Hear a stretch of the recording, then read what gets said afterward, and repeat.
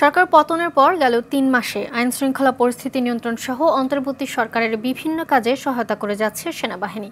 সকালে সেনা সদর আয়োজিত ঢাকার সেনানিবাসের অফিসার্স মেসে সংবাদ সম্মেলনে এমনটা জানিয়েছেন কর্নেল ইন্তেখাব হায়দার খান। এ পর্যন্ত ৬,০০০-এর অধিক অবৈধ অস্ত্র, প্রায় ২ লাখ রাউন্ড গোলাবারুদ উদ্ধারের ও এসব অপরাধের সঙ্গে যুক্ত ২৫০০ ব্যক্তিকে আটক করা হয়েছে বলে জানায় সেনাবাহিনী।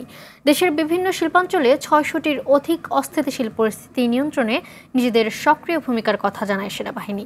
অন্তর্বর্তী সরকার যত দিন চাইবে ততদিন সেনাবাহিনী বিভিন্ন সহায়তায় ভূমিকা রাখবে বলেও জানান তিনি।